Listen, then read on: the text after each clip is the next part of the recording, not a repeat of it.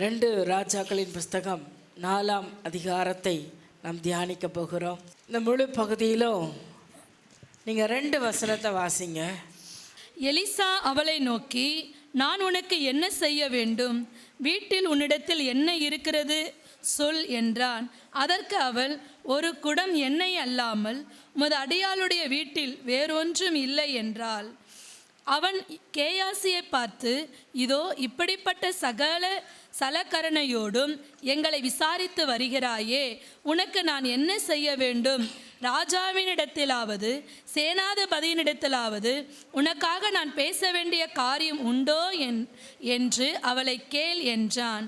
அதற்கு அவள், என் ஜனத்தின் நடுவே நான் சுகமாய் குடியிருக்கிறேன் என்றாள். இங்கே 2 விதமான மக்களிடத்தில், 2 சகோதரிகளிடத்தில் எலியா ஒரே கேள்வியை தான் கேட்குறாரு.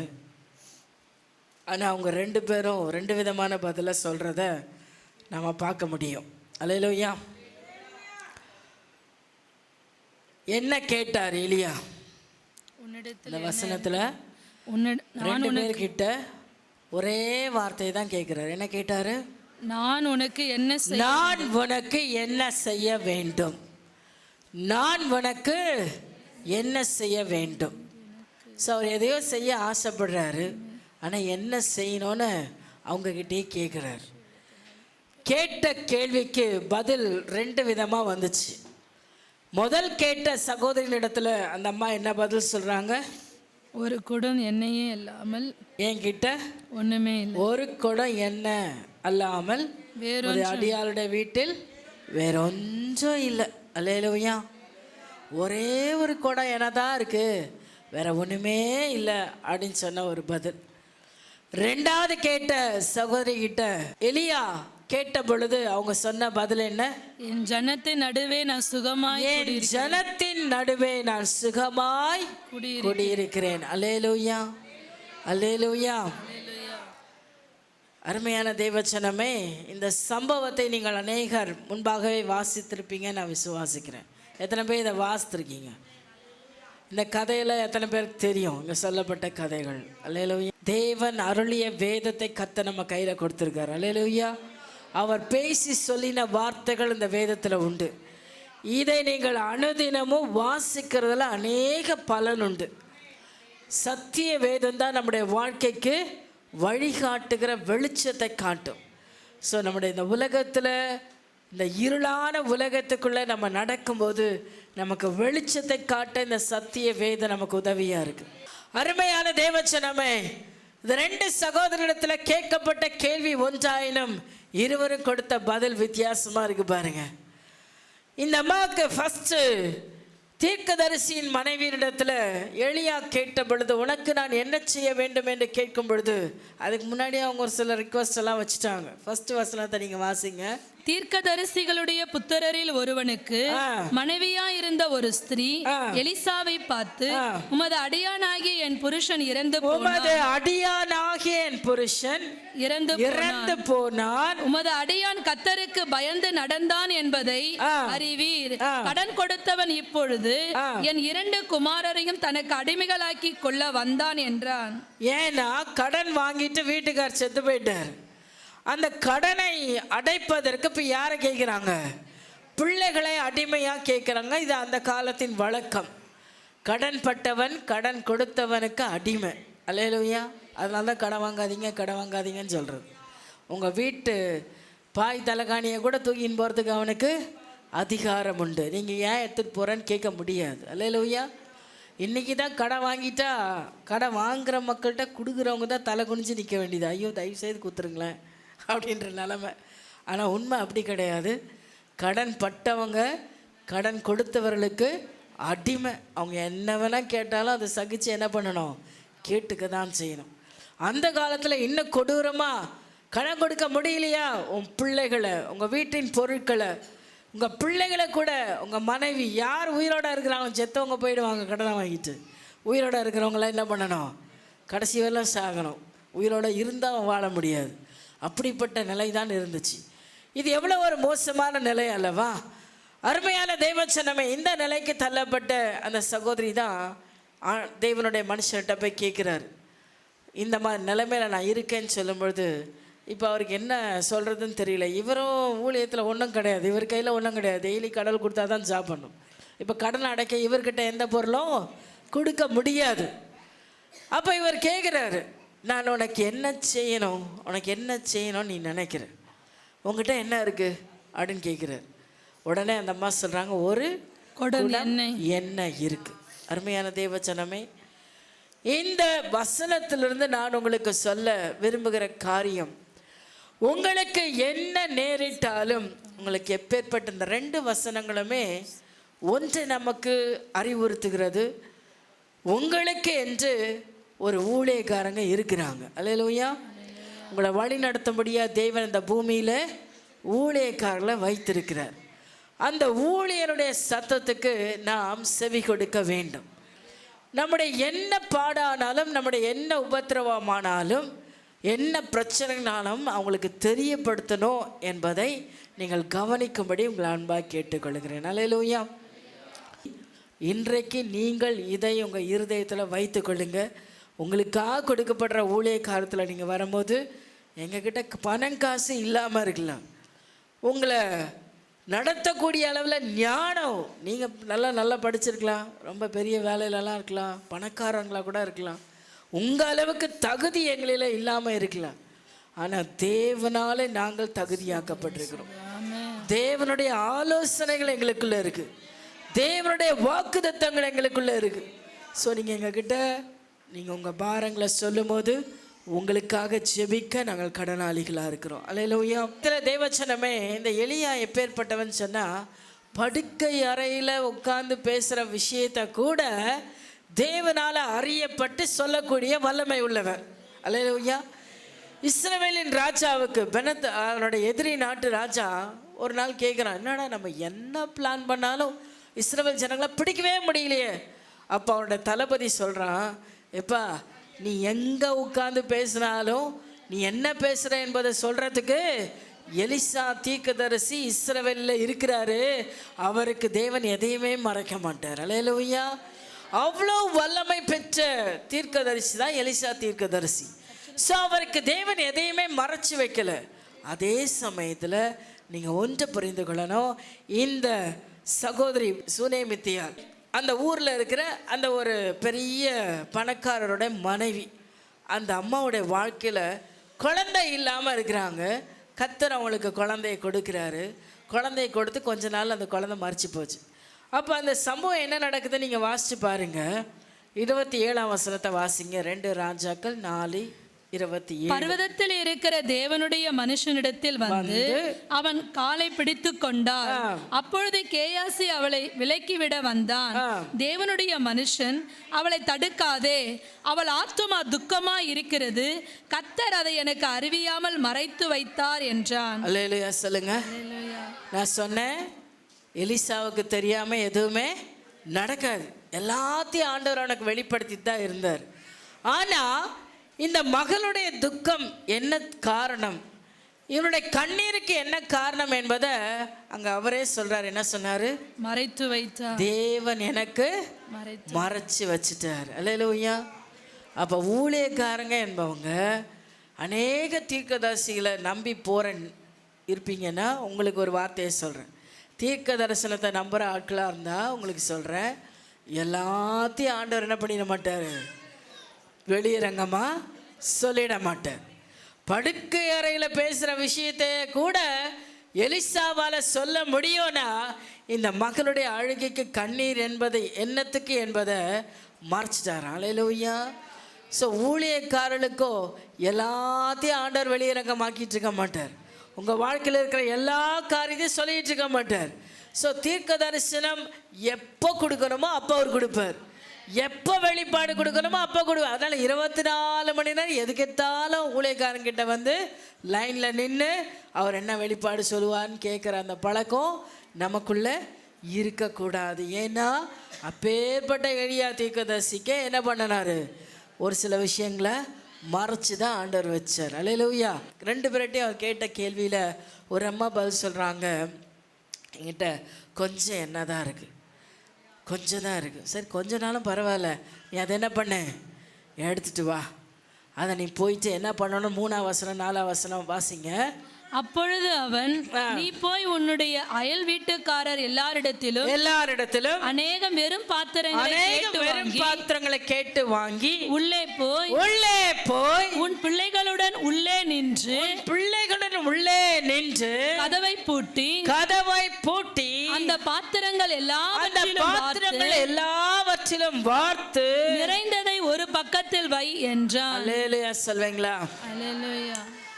இந்த உள்ள போய் கதவை பூட்டி உன் பிள்ளைகளோடு கூட உள்ள போய் நில்லு, கதவை போட்டு அந்த பாத்திரத்தில் வார்த்து வை அப்படின்னு சொல்கிற காரியம். அதே போல் அந்த அம்மா ஊற்றுனாங்க, எண்ணெய் நிற்கவே இல்லை, அது நிரம்பிட்டேச்சு. எவ்வளோ பாத்திரம் அவங்க வாங்கிட்டு வந்து வச்சு வீடு ஃபுல்லாக நிரப்பிட்டாங்க. கடைசியில் அந்த தம்பி போயிட்டு கேட்கும் போது பாத்திரமே இல்லை அப்படின்னு சொன்னதுக்கப்புறம் தான் அந்த எண்ணெய் என்ன பண்ணுச்சான்? நின்றுச்சு. ஸோ அவங்க அந்த எண்ணெயை விற்று அவங்க வாழ்நாளெல்லாம் சாப்பிட்டாங்க, சந்தோஷமாக இருந்தாங்க. அல்லேலூயா. அருமையான தேவச்சனமே, இந்த மனுஷனுடைய குறைவு தன் வாழ்க்கையில் ஒன்றுமே இல்லை, கொஞ்சம்தான் இருக்குது, அதை வச்சு என்னால் ஒன்றுமே பண்ண முடியலை, எனக்கு இருக்கிற இந்த கொஞ்சத்தை வச்சோம் என்னால் வாழ வழி தெரியல அப்படின்ற நிலையில் ஊழியனாரிடத்துல வந்து ஆலோசனை கேட்டபோது ஊழியக்காரர் சொன்ன ஆலோசனை அந்த அம்மா என்ன பண்ணாங்க?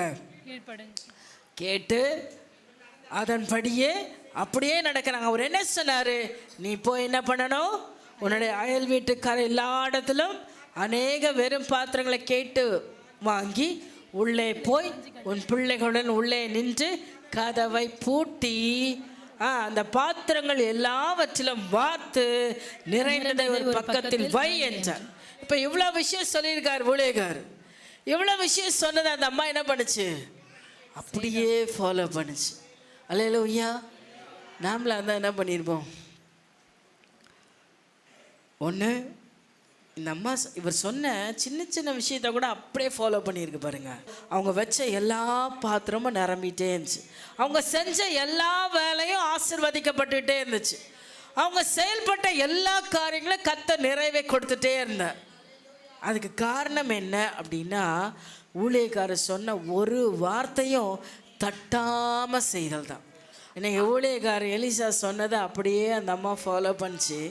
இங்க ஆண்டவராக இயேசு நம்ம எல்லாரையும் பார்த்து சொல்றாரு, நீயோ ஜெபம் பண்ணும்பொழுது என்ன பண்ணணும்? அறை வீட்டுக்குள்ள போய் பிரவேசித்து கதவை பூட்டி என்ன பண்ணணும்? அந்தரங்கத்துல தேவன் பார்க்கிற விதமாய் ஜெபிக்கணும். அல்லேலூயா. அன்னைக்கு என்ன போல இருந்த ஊழியக்காரங்களாம் என்ன பண்ணாங்க?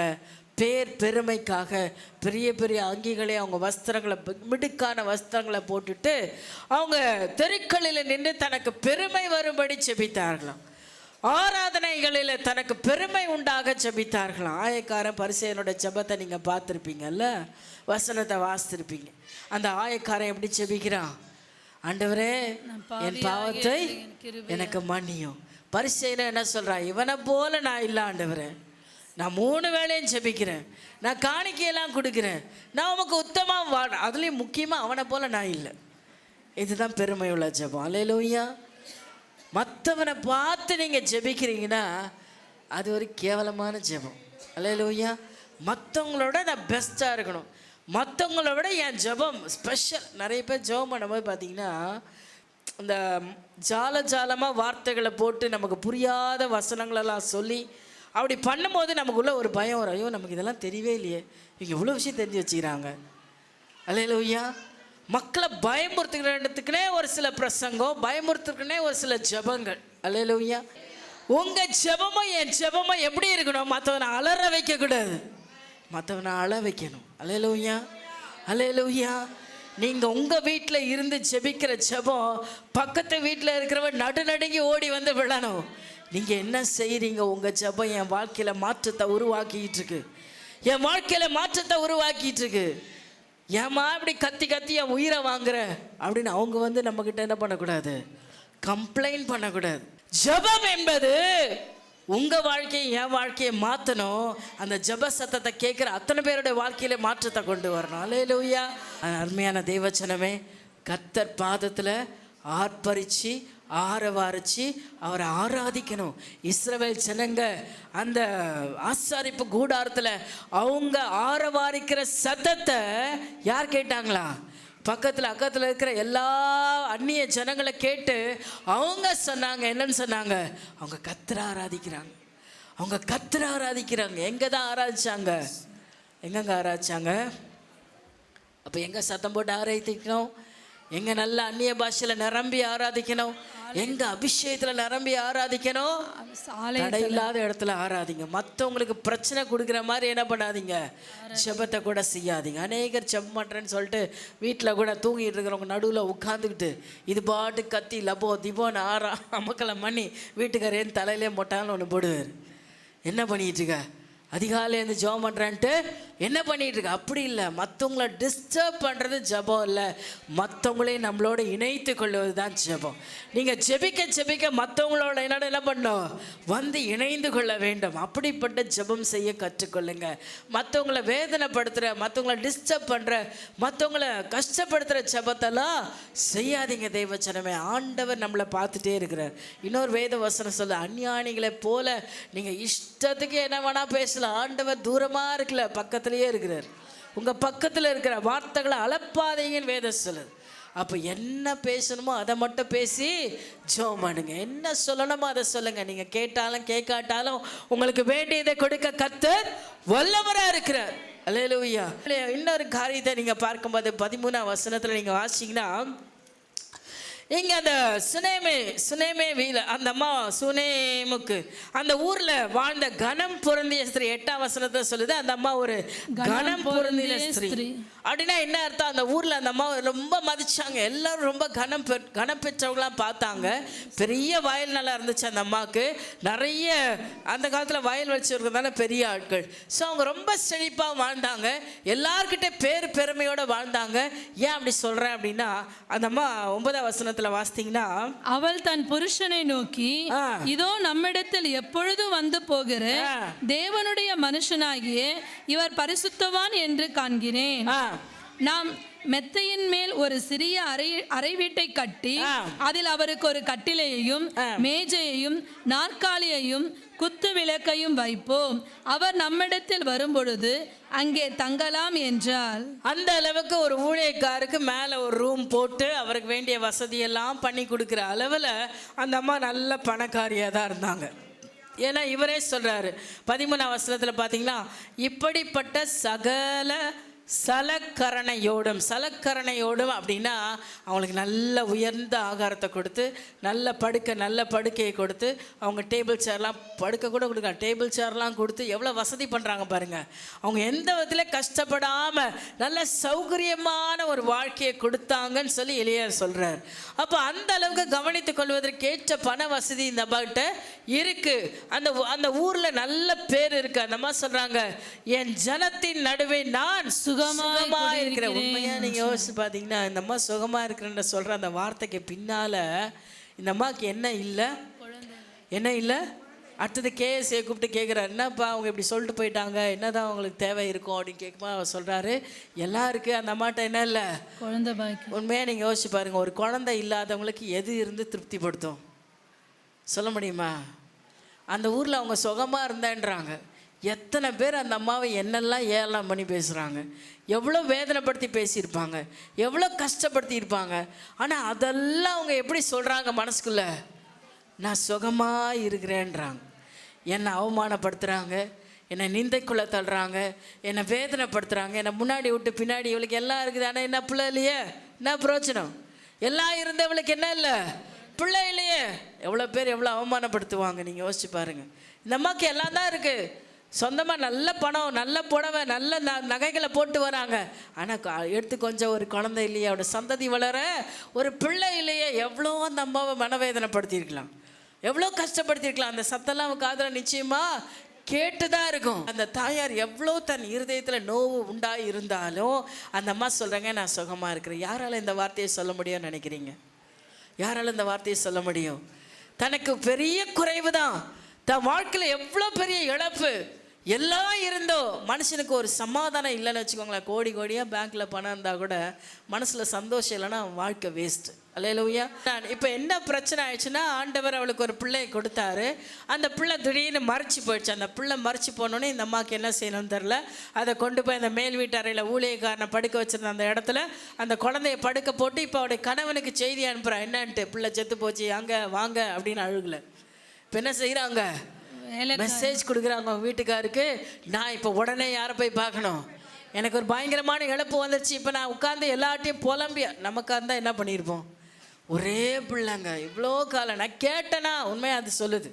அபத்தமாக சொல்லாதீங்க, எனக்கு பிள்ளை உண்டாகணும் அபத்தமாக சொல்லாதீங்க அப்படின்னு சொல்லிட்டு அதே வார்த்தை ஊழியக்காட்ட போய் சொல்லு. நான் அன்றைக்கே வேணான்னு சொன்னனே, கேட்டியா, எனக்கு ஒரு பிள்ளையை கொடுப்பேன்னு ஆண்டவர் சொல்லிட்டான்னு சொல்லிட்டியே.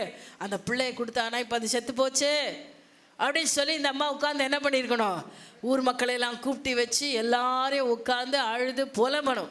ஆனால் இந்த அம்மா என்ன செஞ்சு தெரியுமா, அந்த பிள்ளையை செத்து போன பிள்ளையை கொண்டு போய் அந்த மனுஷனுடைய கட்டிலில் படுக்க வச்சுட்டு ஊழியக்காரை சந்திக்க போகுது. ஊழியக்காரை சந்திக்க போகும்போது அவங்க வீட்டுக்கார் கேட்குறாரு, இன்றைக்கி என்ன ஓய்வு நாளும் இல்லை, இன்றைக்கி அமாவாசையும் இல்லை, நீ எதுக்கு ஊழியக்காரை பார்க்க போகிற. அல்லேலூயா. அப்போ இந்த அம்மாவுக்கு ஒரு வழக்கம் இருந்திருக்கு. என்ன வழக்கம் இருக்குது, ஒரு பிரச்சனைனா ஓய்வு நாளானா ஊழியக்காட்ட போகணும், அமாவாசையானா எதுக்கு ஊழியக்காரை போய் பார்த்துட்டு வரதுக்கு இல்லை. அங்கே என்ன நடக்குது பாருங்க. 1 நாளாகமத்தின் புஸ்தகம் 23:30 வாசிங்க. நாள்தோறும் காலையிலும் மாலையிலும் கர்த்தரை போற்றி துதித்து ஓய்வு நாட்களிலும் அமாவாசைகளிலும் பண்டிகைகளிலும் கர்த்தருக்கு சர்வாங்க தகன பலிகளையும் செலுத்தப்படுகிற சகல வேலைகளிலும். அல்லேலூயா சொல்லுங்க. அப்போ இந்த ஓய்வு நாள் அமாவாசைகளை என்ன நடக்குதாங்க, என்னங்க நடக்குது, எதை பார்க்க இந்த அம்மா போனாங்க, எதற்காக எலியா இருக்கிற இடத்துக்கு போனாங்க, எலிசா இருக்கிற இடத்துக்கு போனாங்க. என்னங்க வசனம் படிச்சிங்களே, கர்த்தரை போற்றி துதித்து. என்னத்துக்கு போய் என்ன பார்க்க போனாங்க, ஓய்வு நாள் அமாவாசையில் அங்க என்ன நடக்குது, கர்த்தரை துதித்து பாடினார்கள். காலையும் மாலையும் தேவனை துதித்து பாடும்படி இந்த அம்மாக்கு போற பழக்கம் இருக்கு. அல்லேலூயா சொல்லுங்க.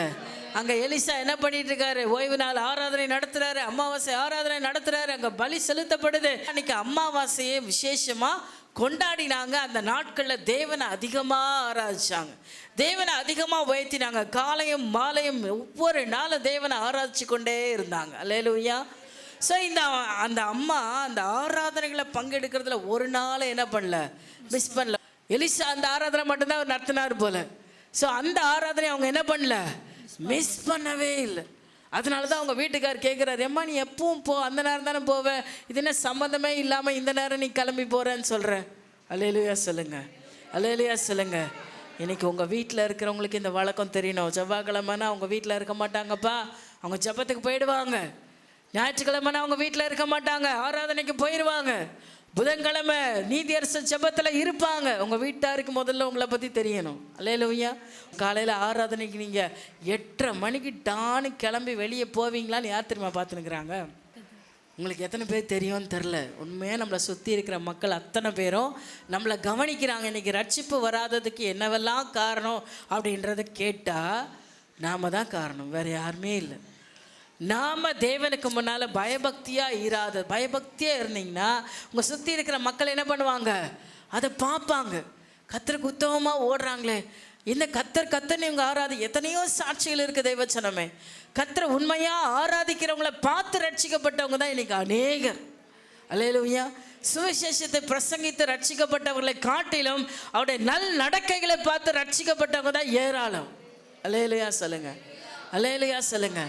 இன்றைக்கி நாம் நம்முடைய ரட்சிப்பை காத்துக்கொள்வதில் எவ்வளோ கவனமாக இருக்கிறோம், நமக்கு மற்றவங்களுக்கு ரட்சிப்பை கொடுப்பதில் எவ்வளோ கவனமாக இருக்கிறோம். நீங்கள் நீதியாக தேவனுக்கு முன்னே நடக்க உங்கள் நீதியின் செய்கைகளை பார்த்து தான் மக்கள் ரட்சிக்கப்படுவாங்க. இயேசுவை யாரும் டைரெக்டாக பார்க்க மாட்டாங்க. அல்லேலூயா. இயேசுவை எப்படி பார்ப்பாங்கன்னு நினைக்கிறீங்க, உங்களையும் என்னையும் தான் இயேசுவாக பார்ப்பாங்க. அல்லேலூயா. உங்களுக்குள்ள எனக்குள்ள இயேசு என்ன செய்கிறார் என்பதை புறஜாதி ஜனங்கள் கவனிக்கிறாங்க. தேவ ஜனமே, கர்த்தரை அறியாதவர்கள் கவனிக்கிறாங்க. அல்லேலூயா சொல்லுங்க. உங்க நடக்கை எப்படி இருக்குது என்பதை இன்னைக்கு நீங்கள் உங்களை நீங்களே ஆராய்ந்து பாருங்க. இந்த அம்மாவுடைய அந்த உத்தமத்தின் நிமித்தமாக தான் செத்து போன தம் பிள்ளையை திரும்ப உயிரோட பெற்றுக்கொண்ட. அது மாத்திரமல்ல, அவங்க செய்த இன்னொரு செய்கையை நீங்க கவனிக்கணும். 2 ராஜாக்களின் புஸ்தகம் 4ஆம் அதிகாரம் 27. பர்வதத்தில் இருக்கிற தேவனுடைய மனுஷனிடத்தில் வந்து அவன் காலை பிடித்துக் கொண்டான். அப்பொழுது கேயாசி அவளை விலக்கிவிட வந்தான். தேவனுடைய மனுஷன் அவளை தடுக்காதே, அவள் ஆத்துமா துக்கமா இருக்கிறது, கர்த்தர் அதை எனக்கு அறிவியாமல் மறைத்து வைத்தார் என்றார். அவன் என்ன செஞ்ச? ஓடி வந்து ஊழியக்காரனுடைய காலை பிடித்து கொண்டாள். அல்லேலூயா. தன் துக்கம் மாறுவதற்கென்று, தன் வேதனை மாற வேண்டும் என்று தேவனுடைய மனுஷனுடைய காலை பிடித்து கொண்டாள். யாக்கோபு ஆற்றங்கரையில நின்று ஒரு காரியம் செஞ்சார். நீர் என்னை ஆசீர்வதித்தால் ஒழிய நான் உம்மை விடமாட்டேன்னு தூதனுடைய காலை பிடிச்சுக்கிட்டாராம். அல்லேலூயா. இன்னைக்கு எத்தனை பேர் தேவனுடைய காலை பிடிச்சிக்க போறீங்க? தேவனுடைய பாதத்தை பிடிச்சிக்க போறீங்க? அவர் சொல்றார், என் பாதத்தில் அமர்ந்திருக்கிற உன்னை, என் பாத ஸ்தானத்தை நான் மகிமைப்படுத்துவேன். அவர் பாதத்தில் யார் இருக்கீங்களோ, அவருடைய பாதத்தை பிடிச்சிருக்கிற அனுபவத்தோட வாழ்றீங்களோ, அவர்களை ஆண்டவர் சொல்றார், என் பாத ஸ்தானத்தை நான் கனப்படுத்துவேன். அல்லேலூயா. உங்களுக்கு அது புரியுதா? ஆண்டவர் வானத்தில் உட்கார்ந்துருக்கா, சிங்காசனத்தை வானத்தில் போட்டிருக்காராம். பாதத்தை எங்க வச்சிருக்காராம்? பூமியில வச்சிருக்கிறாரா. வானம் இருந்த சிங்காசனம், பூமி இருந்த பாதப்படி. அந்த பாதப்படியில் அவர் அவருடைய சமூகத்தில் அமர்ந்திருக்கிற உங்களை, அந்த ஸ்தானத்தை தேவன் கனப்படுத்துவேன்னு சொல்றார். உங்களை ஆண்டவர் உயர்த்துவார், உங்களை ஆசீர்வதிப்பார், உங்க தேவைகளை சந்திப்பார், உங்க அழுகைகள் மாறும், உங்க கண்ணீர்கள் மாறும், உங்க வேதனைகள் மாறணும் அப்படின்னா நீங்கள் அவருடைய பாதத்தை பிடித்து கொள்ளணும். அல்லேலூயா. அவருடைய பாதத்தை கண்ணீர் விட்டு கதறி அழுத ஒருவரையும் அவர் வீணா விடவே இல்லை. ஒரு அம்மா வந்தாங்க, தைல குப்பியை கொண்டு வந்து அவருடைய பாதத்தில் ஊற்றி தன் முன்ன தலைமுடியினால் தடவி தன் கண்ணீரினால் கழுவுனாங்க. அவங்கள பார்த்து சொன்னாங்க, என்ன ஆண்டவர் சொன்னார் அவரை பார்த்து? சமாதானத்தோட போ, சமாதானத்தோட போ. இன்னைக்கு உலகத்தில் எவ்வளோ வேணால் பணத்தை சம்பாதிச்சிடலாம், எவ்வளோ வேணால் மனுஷங்களை சம்பாதிச்சிடலாம், எவ்வளோ வேணால் புகழை சம்பாதிச்சிடலாம், பெருமையை சம்பாதிச்சிடலாம். ஆனால் எதை சம்பாதிக்க முடியாது? சமாதானத்தை சம்பாதிக்க முடியாது. அதை தேவன் ஒருவரால் தம்மட்டு குடிக்க முடியும். அல்லேலூயா. ஒன்றுமே இல்லாட்டால் மகிழ்ச்சியாக இருக்க முடியும், குடிசை வீட்டில் வாழ்ந்தாலும் சந்தோஷமாக இருக்க முடியும், சாகாரமே இல்லாட்டாலும் திருப்தியாக வாழ முடியும். அது கர்த்தர் மட்டும்தாங்க கொடுக்க முடியும். அல்லேலூயா. எல்லாம் இருந்த இல்லை இல்லைன்னு அங்கலாய்க்கிற இந்த உலகத்துக்கு முன்னால் ஒன்றுமே இல்லாட்டாலும் சந்தோஷமாக வாழும்படியான வாழ்க்கையை கர்த்தர் கொடுக்க வல்லவராக இருக்கிறார். அல்லேலூயா. அல்லேலூயா. நம்மளுடைய காலை பிடிச்சி கதறி அழுகிறாங்க. இந்த அனுபவம் நம்முடைய வாழ்க்கையில் மேன்மையை கொண்டு வரும். ஒவ்வொரு நாளுடைய பாதத்தில் அமர்ந்துருங்க. இன்னும் கடைசியாக ஒரு வார்த்தையை சொல்லி முடிக்கிறேன். அங்கே ஆண்டவர் சொல்கிறாரு, எலியா சொல்கிறாரு, பஞ்சம் வரப்போது இந்த ஊரை விட்டு போயிரு அப்படின்னு சொல்லிட்டாரு. அப்போ இந்த அம்மாவும் போயிட்டாங்க. போயிட்டு ஏதோ ஒரு ஊரில் போய் 7 வருஷம் கழிச்சு திரும்ப தான் சொந்த ஊருக்கு வராங்க. சொந்த ஊருக்கு வரும்போது 8ஆம் அதிகாரத்தில் நீங்கள் வாசித்தீங்கன்னா 3ஆம் வசனத்தை வாசிங்க. தேசத்தை விட்டு திரும்ப வந்து தன் வீட்டுக்காகவும் தன் வயலுக்காகவும் ராஜாவிடத்தில் முறையிடும்படி போனார். இப்போ போறார், நான் எல்லாத்தையும் விட்டுட்டு 7 வருஷம் போயிட்டேன், திரும்பமா வந்து தனக்கு இப்போ சொந்த ஊருக்கு வந்துட்டேன், என் இடம், என் பொருள், என் வீடு எல்லாமே வேணுமே அப்படின்னு ராஜா கிட்ட போய் கம்ப்ளைண்ட் பண்ண போறாங்க. நடந்த சம்பவம் 4ஆம் வசனம் 5ஆம் வசனத்தை வாசிங்க. அந்நேரத்தில் அவன் கரெக்டா சொல்ல வரவேற நேரத்துல ராஜா தேவனுடைய மனுஷனின் வேலைக்காரனாய் இருந்த கேயாசியுடனே பேசி, எலிசா செய்த அற்புதங்களை எல்லாம் நீ எனக்கு விவரமாய் சொல் என்றார். ராஜா இப்ப கேட்டுக்கிறான் கேயாசி, எலிசா என்னெல்லாம் அற்புதம் செஞ்சார் சொல்லு அப்படின்னு சொல்லுகிற அந்த நேரம் அறிவிக்கிற போது, இதோ அவன் உயிர்ப்பித்த பிள்ளையின் தாயாகி அந்த ஸ்திரீ வந்து தன் வீட்டுக்காகவும் தன் வயலுக்காகவும் ராஜாவினத்தில் முறையிட்டார். அப்பொழுது கேயாசி, ராஜாவாகிய என் ஆண்டவனே, இவள்தான் அந்த ஸ்திரீ, எலிசா உயிர்ப்பித்த பிள்ளையுடைய குமாரன் இவன் தான் என்றார். அல்ல, எவ்வளவு ரைட் டைம்ல என்ன நடக்குது பாருங்க. எந்த மனுஷனை நம்பி போகாதீங்க, எந்த மனுஷனுடைய ரெக்கமெண்டேஷனை தேடி போகாதீங்க, எந்த மனுஷனுடைய உதவியை தேடி போகாதீங்க. இவன் ஒன்றை மட்டும் நம்பி போறா, கர்த்தரை நம்பி போய் ராஜாவின் சமூகத்தில் நிற்கிற அங்கே ஆண்டவர் கொண்டு வந்து அந்நேரத்தில் அதை நீங்கள் பாயிண்ட் பண்ணிக்கணும். அந்த நேரத்தில் கரெக்டாக ராஜாவும் கேட்குறாரு, எலிசா என்ன அற்புதங்களை செஞ்சார், இவர் விவரித்து சொல்லுகிறார். சொல்லும் பொழுது இந்த பிள்ளையை தான் உயிரோட எழுப்பினார், இந்த சுனாமியாளுக்கு தான் ஆண்டவர் அற்புதம் செய்தார் என்று சொல்லி அங்க கேஎஸ்சி சொல்லவும் இந்த அம்மா வந்து நிற்கவும் அங்க காரியம் என்ன நடக்குது பாருங்க. இவங்க கேட்காமலேயே கர்த்தர் அந்த இடத்துல எல்லாத்தையும் சேவிக்கிற 6ஆம் வசனத்தை வாசிச்சு முடிச்சு. ராஜா அந்த ஸ்திரீயை கேட்டதற்கு அவள் அதை அவனுக்கு விவரித்து சொன்னார். எப்படியெல்லாம் அவளுக்கு அற்புதம் நடந்துச்சு, என்னவெல்லாம் எலிசா செய்தார் என்பதை விவரித்து சொன்னார். அப்பொழுது ராஜா அவளுக்காகவே ஒரு பிரதானியை உருவாக்கி நியமித்து அவளுக்கு உண்டான எல்லாவற்றையும் அவள் தேசத்தை விட்டு போன நாள் முதல் இதுவரைக்கும் உண்டான அந்த வயலின் வருமானம் அனைத்தையும் அவளுக்கு கிடைக்கும்படி செய்தார். எதையெல்லாம் இழந்துட்டு போனாங்களோ. ஆனா இங்க கிடைச்ச அற்புதம் என்ன அப்படின்னா, 7 வருஷமா அந்த தோட்டத்துல அந்த அவளோட வயல்ல என்னெல்லாம் வருமானம் வந்துச்சோ எல்லாத்தையும் ராஜா கணக்கு போட்டு அவ கையில கொடுக்க சொல்றான். இதை அவன் எதிர்பார்த்தே வரல.